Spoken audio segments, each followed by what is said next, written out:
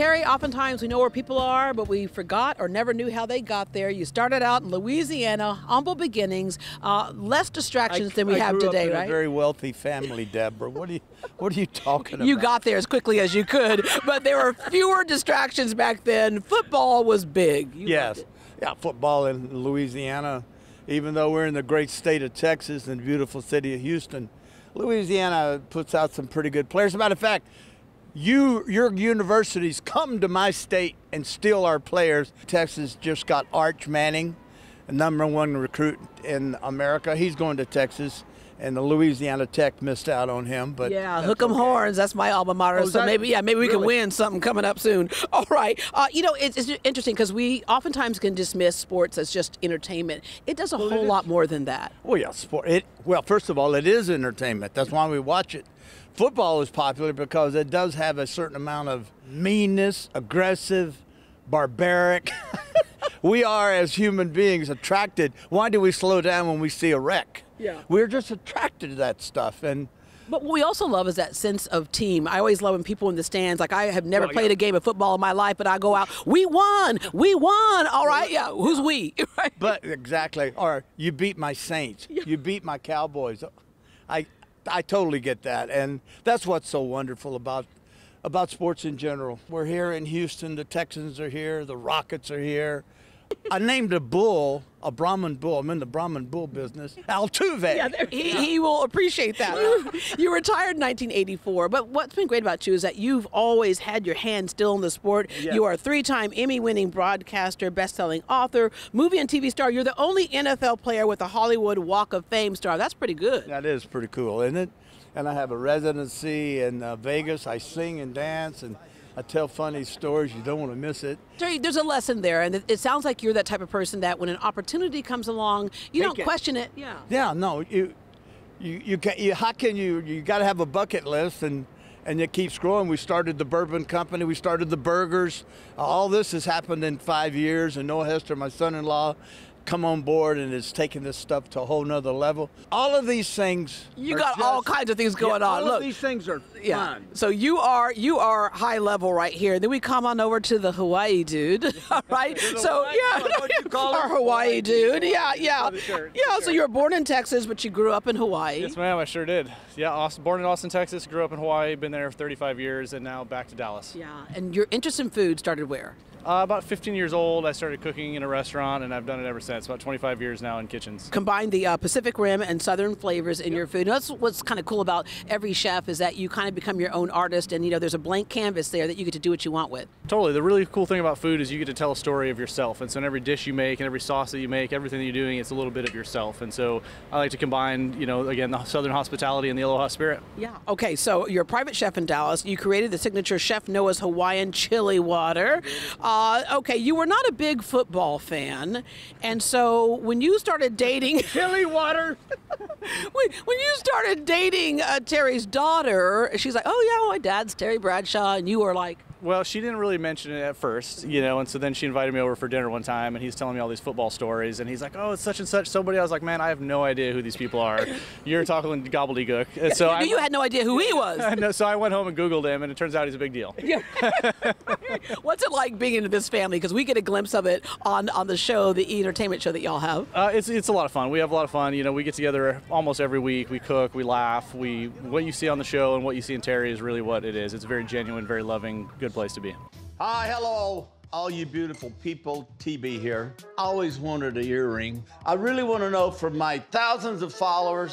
Is that what you call them? Followers? Yeah. We're starting to get comments. I'm not loving it. You're too manly for it. Yeah.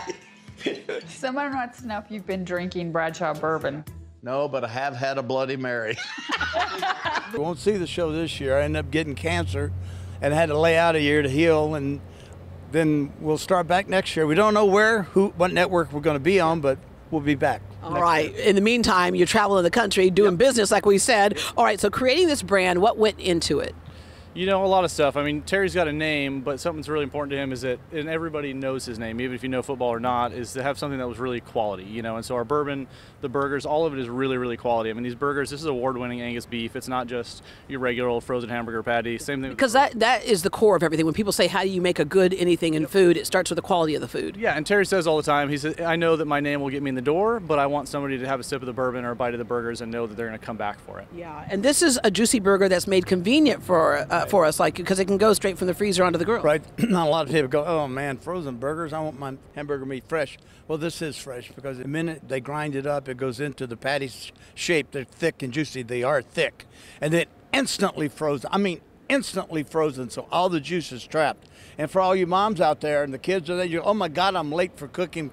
You just grab these out of the freezer. You cook them frozen, and the juice just comes out. It's amazing. You got to try. I want to look at it. I don't want you to look at it. No, I will try it. Trust me. one. Trust me. After we're done with this story, I'm going to be off in the corner over there and just licking my fingers and the whole bit. In fact, okay, we're looking at the patties right over here. So you have This is the core third pound patty. I mean, look at the juice that comes out of these things. And again, this was right out of the freezer onto there, right?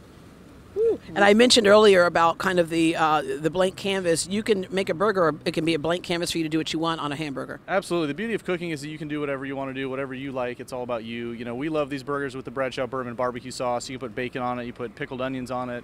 Really anything you want to do. And we have 3 really nice flavors. We've got a bacon cheddar, and we also have a, so here we go. We got some barbecue sauce. Put some of that sauce right on top there. Stop it right there. You have a little tip for, I know there are times I've made burgers and like they were really lean, and then it turned into like more of a meatball on the hamburger bun as opposed to the flat patty. We got to Sure. Oh, sorry. everything that we have on that burger. On that one burger, the Bradshaw Plus burger. This is Noah's stuff. This is the black garlic smoked soy sauce. This is a really, really fun sauce. It is gluten-free for all those gluten-free folks out there. This gives it a really tropical kind of teriyaki burger flavor. He wants the entire team on that one patty. Here we go. Not one patty. Here we go. Make it a little spicy. This one is the Hawaiian chili pepper water. This is a little spicy. We'll put it here. Now we're talking. Be sure and chase it. Yeah. Okay. Now, this is the Bradshaw Bourbon. We're going to put the Bradshaw Bourbon. We'll put some of this right here on this one. Oh, now we're talking. Waste that. No way. Come here, take that top Yeah, off. Here. Oh my God! That's a Texas woman, folks. Deborah, hang in there. You're okay. Okay. We'll be right back. You're okay. All right. Wait, that one tip so that you don't have a patty that turns into a ball. No, so the tip for turning, if you're making your own hamburger patties at home, you want to patty it out and then push your thumb about halfway down through the center of the hamburger patty. That way, as it starts cooking and that meat starts to suck up and tighten up, you remain with like a really level, even patty all the way across. All right, you make some other things too, so I'm gonna have you cross over to this grill here. You've got baked beans, bourbon barbecue sauce, and we've had all those sauces there on those patties. Kentucky straight bourbon whiskey. Now, okay, so open that up and tell us what we have there. So this is really good. These are bacon wrapped chorizo stuffed jalapenos, and then we finish them with the Bradshaw Bourbon barbecue sauce. And you can actually go to bradshawbourbon.com and you can find the recipe for these and many other things, as well as this cocktail that we're going to make today. Oh, that looks so delicious. Okay, cocktail. So you're doing everything in the world, Terry. Like everything. Is there trying anything? to make a living, Deborah. Yeah. Try. You know, at You've been doing that for a 74 years while. of age, you know they're going to kick you off television. You're getting old. So the young studs will come out. I'm like Brady just retired, or will, and he's coming to Fox. Someone's coming to that pregame show, and I got a feeling it's going to be me out of there. You better be selling good burgers and making good bourbon. Yeah, okay. So the bourbon business, what made you decide to get into that? I was buying bourbon under another label, putting my name on it and selling it and giving the money to wounded warriors. And I got to thinking, well, wait a minute. That's not even my bourbon, but my name's on it. I got with Green Rivers Distillery and Jacob Call, the master distiller. We went in there. We told him what we wanted. I told him my taste because I couldn't describe it. Bourbon drinkers can say, "Oh, there's caramel, there's vanilla. There's all that." I can't taste it. I just know if it's good or bad. Yeah, what I tasted was good. Oh, it's That's good. really good. Yes. Yeah, it's very smooth, as they say, Thank right? you. It yeah. is. Okay. That's how we started. Yeah, there you go. Okay, so we can do all kinds of things with bourbon, obviously, as you said earlier. Yeah. You can drink it straight from the bottle like I did, which I don't suggest. It's not very ladylike, but you did say it's a real Texas lady. No. Yeah. I can catch a chicken and cook it too. All right. You got a lipstick. Will you? It means it's mine. Give one more hit. All right, there.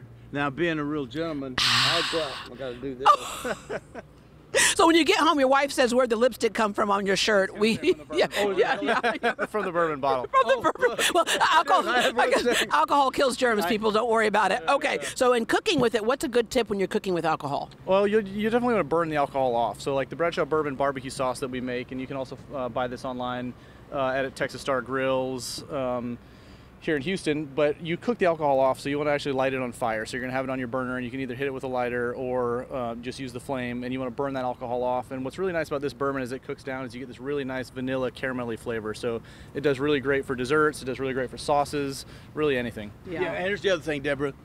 For all of you out here in the Houston area, highly encourage you to go to Texas Star Grill and get a grill. They're the best grills in the world. That's what we're cooking on now. And they didn't just bring these to us. We asked for these grills, and that's why they're here. But go there and get one of these grills. As a matter of fact, I'm taking this one home with me. Yeah, there you go. If you have a good grill. Yeah, what's nice about this, too, with grilling is that, there's the big daddy grills that people like, the guys who are drinking the bourbon and beating their chest going, look at my grill, right? But then you have a lot of people. They got an aluminum top twisted belt. But a lot of people who are living in smaller spaces, you don't need very much to pull this off. No, this is great. This is really good for tailgating. It's that time of year where people are tailgating. You put this on the back of your truck, you take it with you. One thing that Terry didn't mention at Texas Star Grills for the next month, any grill that you buy will give you a bottle of Bradshaw Bourbon Rye, and it's the first batch. So this is collector's item. We're on batch 2 now, so these bottles can't be found anywhere else. But if you go down there for the next month, buy any grill, get a bottle of Bradshaw Bourbon Rye, batch 1. Yeah, batch 1, which means that you don't share that with company. You keep that hidden someplace and you drink it, but you gotta hide it. You drink it, Deborah. You don't know my family, Terry. They come over and drink up all my good stuff. Let them drink it. No. Yes. And then keep the bottle and go get another batch number 2, pour it back in there, cap it off. No, you don't know my family. It's not batch number 2, it's batch number 42. Anyway, okay. Terry, let me end with something serious. We have lots of people who do well in life, but a lot of people kind of forget that they started out in a different place. Right. And we want to thank you for a lot of the stuff that you do. You mentioned Wounded Warriors earlier. Right. Big Sisters of America, you were the Man of the Year at one point. Well, with 3 girls, of course you would be. You're funding projects for solar-powered wells to struggling East African communities. And so we want to say thank you very much because you make life fun. What you do is fun. There's a reason why you're still in our lives well after retiring from football. Can I also say thank you to MD Anderson because having had cancer and coming here and just finished treatments 2 months ago, and they've saved my life so far. So thank you, MD Anderson. Yeah, that means you have a lot more to do. Thank you very much. Thanks, Deborah. Thank you, Noah. Thank you so much, Deborah. And when we come back from the break, I'm going to show you all the stuff that I'm eating because I'm going to eat good right now. It's just a little hot right now, so I don't want to burn my tongue because if I burn my tongue, then I cannot taste the bourbon.